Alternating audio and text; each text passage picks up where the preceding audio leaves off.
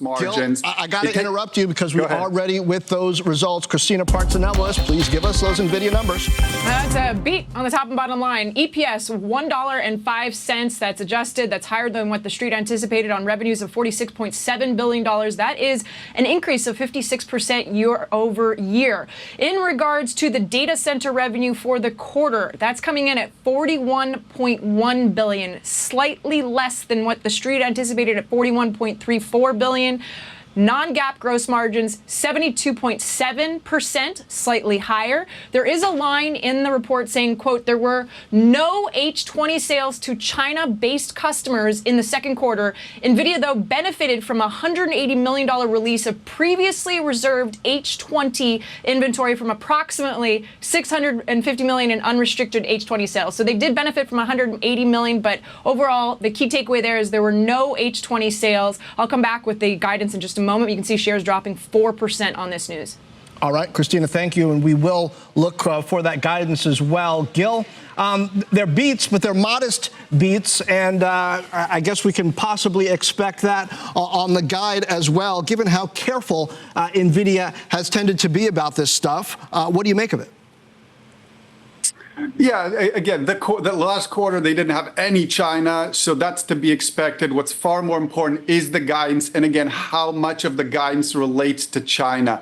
The expectations for next quarter are for the largest sequential increase they've ever seen. For the quarter after that, it's for the largest sequential quarter they've ever seen, growth they've ever seen. So that really has to be some China to make those numbers work. That's why that's adding more noise. Going forward, we'll start talking about other bottlenecks. Are there enough data centers with enough power and enough HVAC equipment available fast enough to take in that chip inventory? But for now, it really is just China is the bottleneck.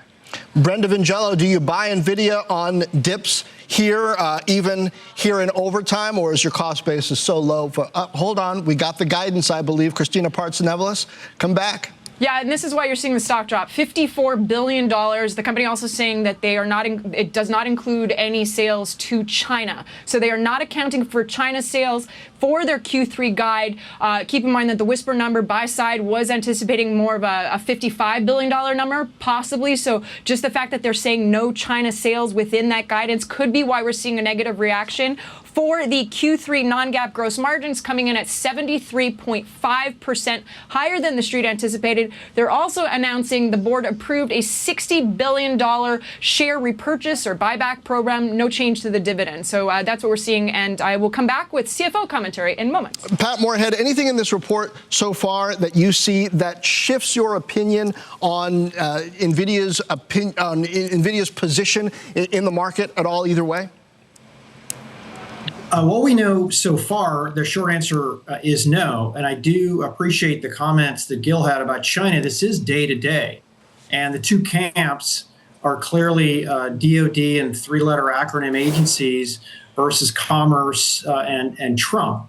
And I think that NVIDIA, if the guide is clearly about China, which we'll hear more about the call, they're just being conservative. Nobody could put a number out there that includes China right now. If they did, they would be making it up. And I think NVIDIA is just being conservative. Now, we can hear on the call that, it's potential supply chain challenges. And, this Blackwell is extremely more challenging than its predecessors, right? And you have to look at CoWoS, you have to look at packaging, you have to look at NVLink and Spectrum and all of the different cooling implementations and power implementations that go in. Gil also talked about the data centers being ready. I hope to get data center digestion details out of this. But until now, let's assume it's China, and I think they made the right move. All right, the stock is now off a little less than 1.5%. Brenda Vingello, China aside, we just talked a lot about China. What do you as a shareholder want to hear about on the call the most, color-wise? Right. What I really want to hear about is ongoing future opportunities for growth beyond where we're at. Just to, again, kind of substantiate the view that we aren't at peak yet. There are still a lot of opportunities. We have, there's some concern about customer concentration at NVIDIA, but to the extent that they are able to continue to grow their business internationally and with sovereign entities, that's another area for diversification away from U.S. and away from China. So I think hearing more about that opportunity is also important. I don't think we'll get a whole lot of information about very specific details, but very big picture opportunities. I think that will be helpful for the longer term story. But we're going to start now with NVIDIA. The stock down a little bit. Some people might say there was lighter data center revenue, maybe some questions over the future of the China business. Listen, NVIDIA did beat on the top and the bottom line, at least against estimates. The conference call kicked off moments ago. Christina Partsenevelos, we're thankful that you're on set with us here tonight.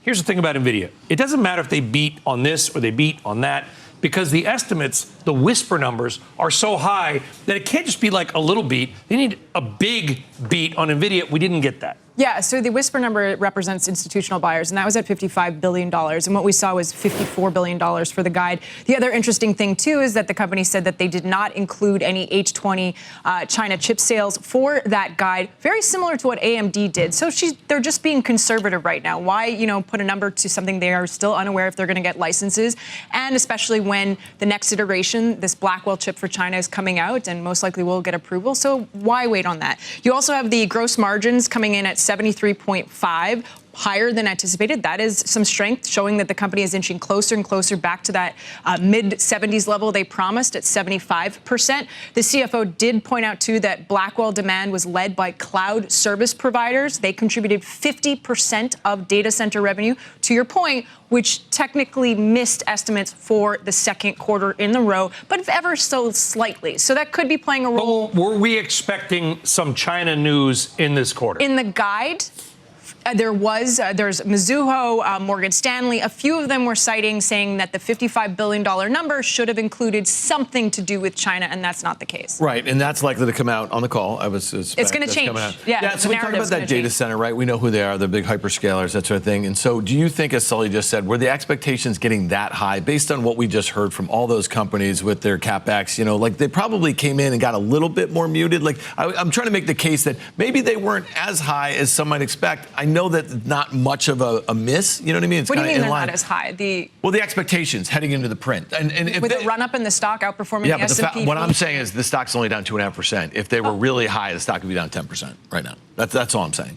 And I agree. The expectations were high in terms of why the stock isn't. Maybe people realize the disconnect between the earnings report and what Jensen says on the call. He's a great storyteller, and he's going to talk about the fact that demand, the Blackwell ramp is going to continue, the Blackwell Ultra, which did increase their inventory level, by the way, and then the Rubin for next quarter. So all of these factors will help, change that narrative, and he's very good at that. And I think, Steve Grasso, I know you got something to say, but I will ask you also a question. Everybody chime in. It's an open table. It's like the Adami family Thanksgiving. We're all just going to talk at the exact same time. Well, they have turkey parmesan, by the way. Turkey parm. See, that's an ethnic joke. So, Steve Grasso, here's the thing about it. To that point, I think Dan's point was that the expectations and the actual number were a little more in line with each other. In the last number of quarters, we've seen these huge whisper number expectations that are billions and billions and billions of dollars more than the official estimates. Chime in on that and other points on NVIDIA. If you start to get that close of gap, then people are not going to be paying for NVIDIA. NVIDIA is known for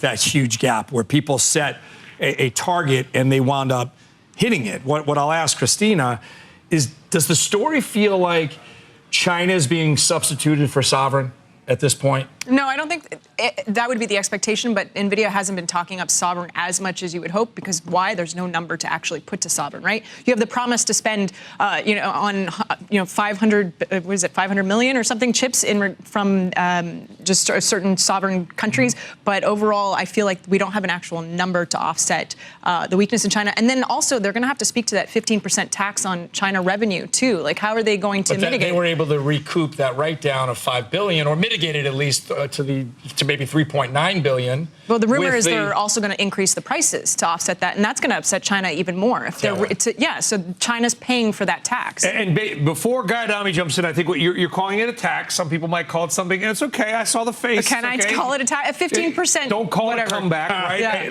What Christina's referring to, folks, I'm sure you're aware of this. If not, here you go, is that the Trump administration has basically said, we will allow you to sell some of your chips to China, but you got to give us 15% back. Maybe call it a VIG. Dan might call it something else. Either way, it is a tax on those sales. Guy Dom. Which I read the Constitution. I took a class, and it's actually unconstitutional. But, well, okay, I'll play the game with you. I look at the quarter, and Christina can speak to this. People got really excited. I think it was 2 years ago. Dan probably has the date when NVIDIA guided from $7.5 billion to north of $11 billion.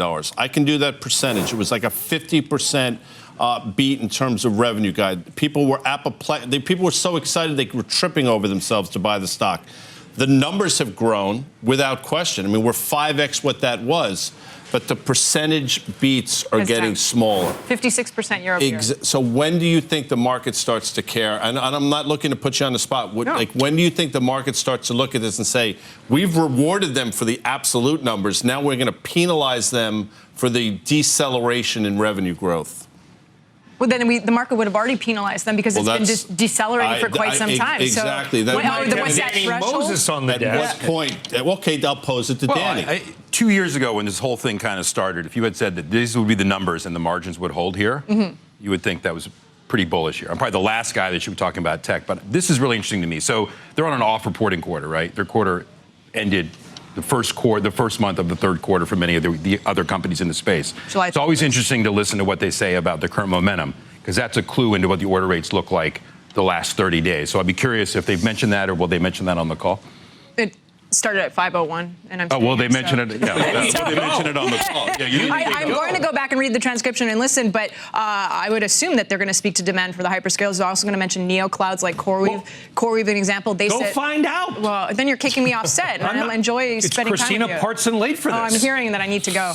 No, she doesn't have to go. No, she doesn't have to go. No, class is up the joint. But I want to ask Danny Moses a follow-up. Is there any part of you at all, Danny, and you're known for subprime and what I was here at the NASDAQ in 99, 2000. Is there any part of you at all, maybe even on the margin, that feels like the AI hype is just a little bit overdone? It's still in a secular growth. It has not become cyclical as of yet. But listen, it's 8% of the S&P almost. That's kind of scary.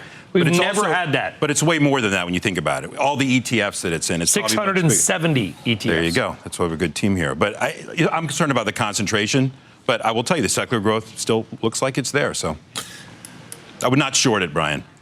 Well, you get your face ripped off, right? I mean, if you want to... You could have said the same thing in January. No, you don't get your face ripped off all the time. As a matter of fact, look at the move. Go back to January. Can you short NVIDIA? I mean, could you? Pull up a chart. You could have shorted NVIDIA at least 5 or 6 times. The cost, would it be... I mean, how expensive is it to short it? I can't speak to that. I don't have it in front of me. I'll say this. In January, the stock made an all-time high of 153 and change. We had an engulfing pattern. We talked about it on this desk. We said, pull the ripcord. Did I think it was going to 90 in April? Absolutely not. It went down to 90 in April. That was a significant move to the downside. So it's not like this stock is a straight line, lower left, upper right. It does have pullbacks. We've seen them before. And as magnificent as this quarter is, the size of the numbers are unbelievable.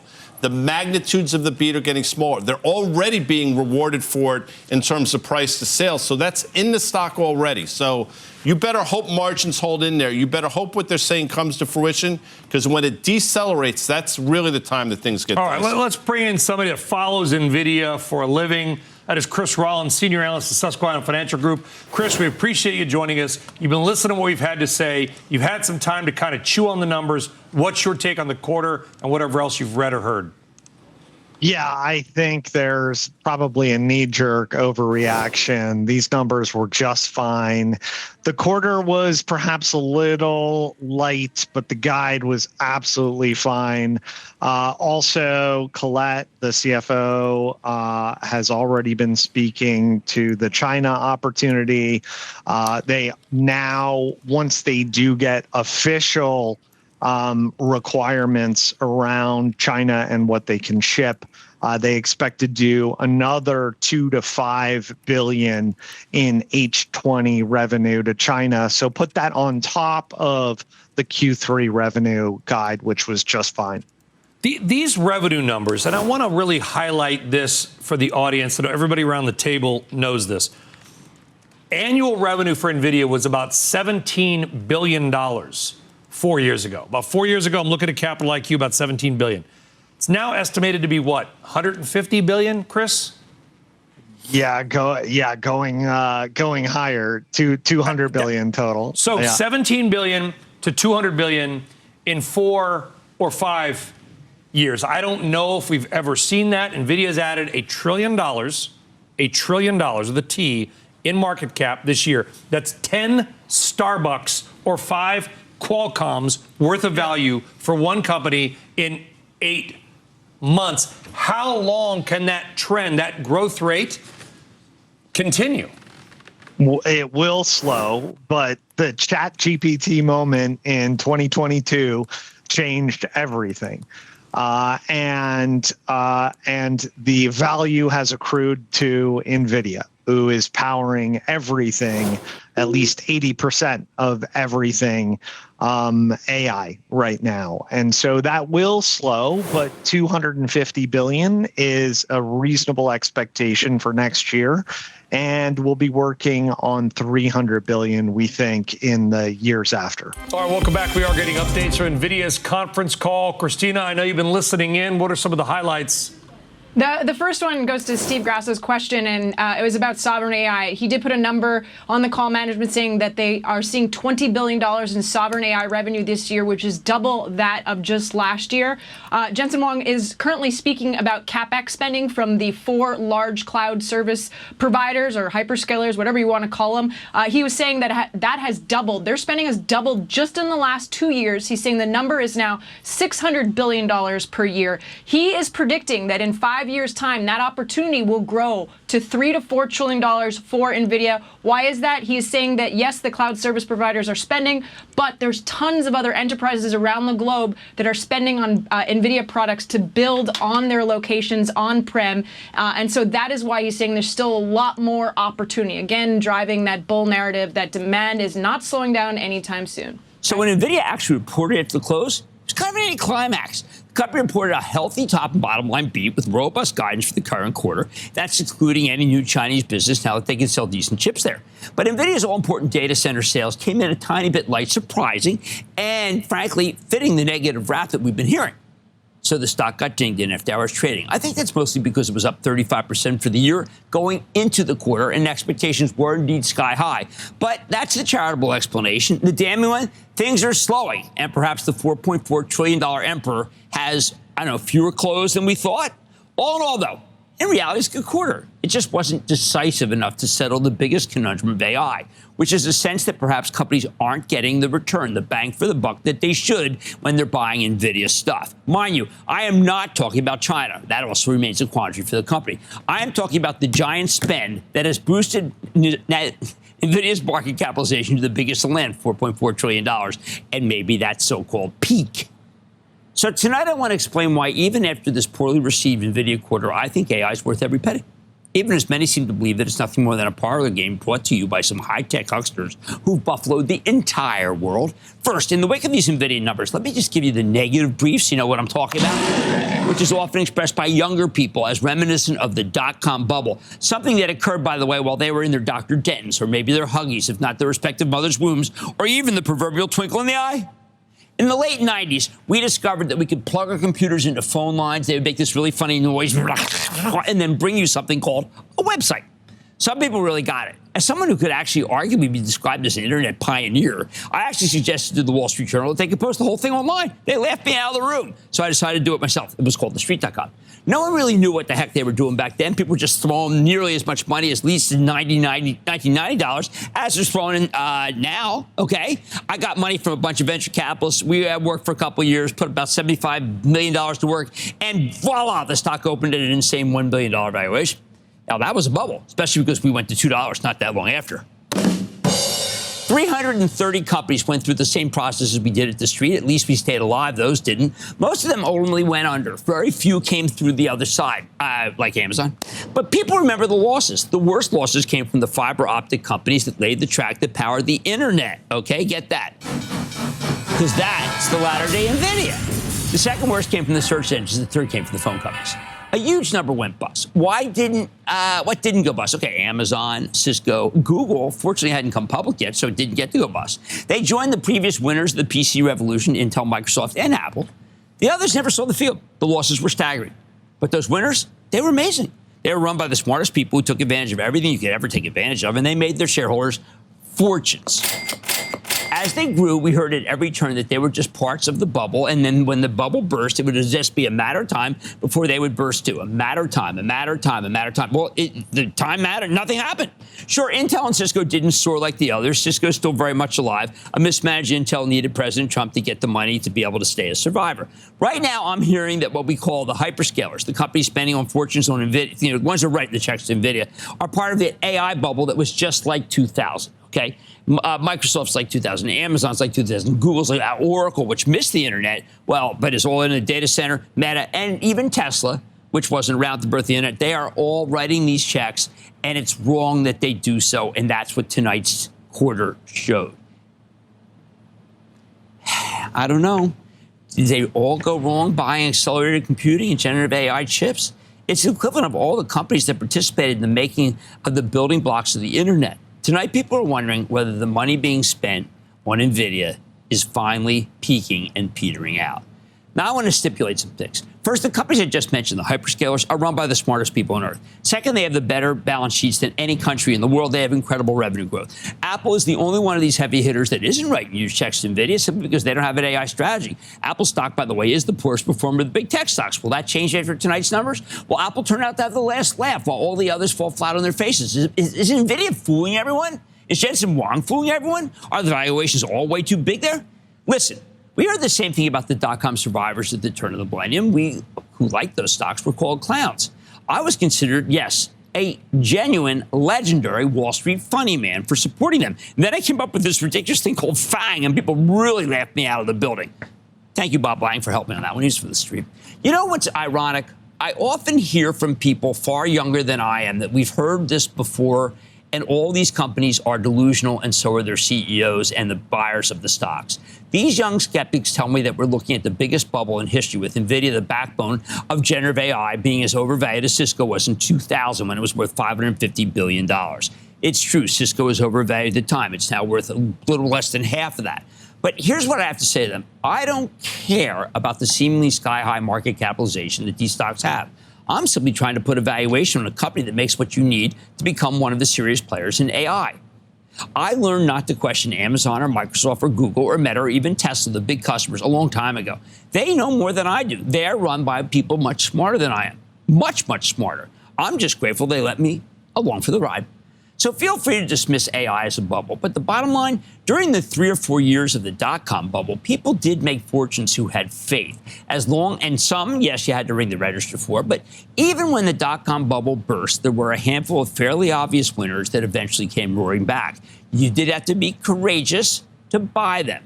If you gave up on Amazon in 2001, you missed the $2 trillion boat. If you give up on NVIDIA now, I think you could miss a boat that's not sinking, just resting, before it reasserts itself. So I say, own it, don't trade it. All right, I hope you're all doing great today. We have a lot to talk about. First, I'll say that this was a solid quarter for NVIDIA, and their next quarter guidance is very strong. Revenue and EPS beat slightly for Q2 with a small miss on data center revenue. The miss on data center was very small, and it's nothing to be concerned about. Revenue for the quarter was $46.7 billion, and EPS was $1.05. For next quarter, NVIDIA guided revenue at $54 billion, saying this does not include any revenue from H20 sales. I'll come back to that in a moment. And they expect gross margins to be around 73.5% for the quarter. quarter. As I've said repeatedly this week, I think it is possible that we could still see NVIDIA's gross margin return to the mid 70% range late this fiscal year as NVIDIA originally forecasted, even with a 1 or 2 percentage point drag on gross margin from the H20 situation. And on the earnings call, NVIDIA CFO said they still expect to return to the mid 70% range by year end as they originally forecasted. That is very good news. Now here's where things get interesting. NVIDIA CFO said that they could ship $2 to $5 billion worth of H20 orders in Q3 if the geopolitical situation settles. She also said that select numbers of China customers have received H20 licenses over the last few weeks, but NVIDIA has not shipped any H20 yet. Later on, Jensen reiterated that many H20 licenses have been approved. He also said that bringing Blackwell to the China market is, quote, a real possibility. Now, the potential $2 to $5 billion of H20 revenue in Q3 was not included in NVIDIA's revenue guide of $54 billion. They did not include that additional revenue in their guidance, but they indicated that H20 shipments resuming in Q3 is a very real possibility. That is encouraging. Interestingly, NVIDIA's CFO said on the earnings call that while U.S. government officials have voiced expectations of receiving 15% of NVIDIA's H20 revenue, the U.S. government has not published any regulation codifying the revenue split requirement. This makes me think back to what the White House press secretary said shortly after the 15% revenue split was announced, when she said that the Commerce Department was still working out the legality of that agreement. So I guess we'll see what happens on that front. Now moving on to production ramps. Jensen said that Blackwell Ultra is ramping fast and Rubin chips are in fab right now. Rubin remains on schedule. NVIDIA approved a $60 billion share buyback on top of their existing $14.7 billion available for share repurchases. Looking ahead, Jensen said he expects reasoning agentic AI to be a major growth driver in 2026. You may remember me saying many times over the past month that I'm expecting a surge in compute demand fueled by agentic AI being introduced to the general public, and I think this surge in compute demand will extend well into 2026. Today, Jensen told us that he does indeed see agentic AI being a major growth driver in 2026. That thesis appears to be correct. Looking beyond 2026, Jensen believes that NVIDIA has a $3 to $4 trillion AI infrastructure opportunity to grow into between now and 2030. Jensen reminded us that a single 1 gigawatt AI factory costs $50 to $60 billion, and NVIDIA captures about 35% of that amount. Meaning, for every 1 gigawatt data center that is built, that results in roughly $20 billion of revenue for NVIDIA. As I've said numerous times on this channel, I seriously think NVIDIA still has a lot of runway ahead of it. I'm even more confident in saying that after today's earnings call. We have 2 upcoming events that were mentioned on the earnings call. First, NVIDIA will be at the Goldman Sachs Technology Conference on September 8th. This is an important event that is directed at the financial community, and NVIDIA will not be in a quiet period, meaning they can speak freely about the business at this event. Last year, when Jensen spoke at this event, I remember NVIDIA stock rallying as he spoke about very strong demand. I don't know what will happen this time, but I'm saying that this is an important event for the stock, and again, that event is on September 8th. Then we have GTC in Washington, D.C. this October, with a keynote from Jensen on October 28th. Jensen told us he would reveal more about Rubin at GTC, and he said he is, quote, anxious to share more details about Rubin with us. The Rubin architecture will be another significant leap in performance. Last I looked, the stock was down slightly in after hours. Please hear me well. This was a solid quarter, and next quarter guidance is very strong, much better than the quarter NVIDIA just reported. The thesis remains intact and is even stronger now than it was before this earnings report. How the stock reacts in the short term is irrelevant in comparison to what is coming over the long-term future. I seriously think this company is going to be worth substantially more in future years than it is today, and I think analysts are still underestimating NVIDIA's growth over the next 5 years. Around this time last year, I said repeatedly that I would not be surprised if NVIDIA's business were to double within 2 years. After this earnings report, NVIDIA's Q3 guidance, and earnings call commentary, I am confident that NVIDIA's business will almost certainly have doubled within that original time frame I gave. I don't know what multiple will be applied to the stock during that time, but if the business grows, the stock is of course likely to follow. Blackwell has ramped strong. Blackwell Ultra is ramping quickly right now. Rubin is in fab and on schedule for launch in 2026. Then we have Rubin Ultra in 2027,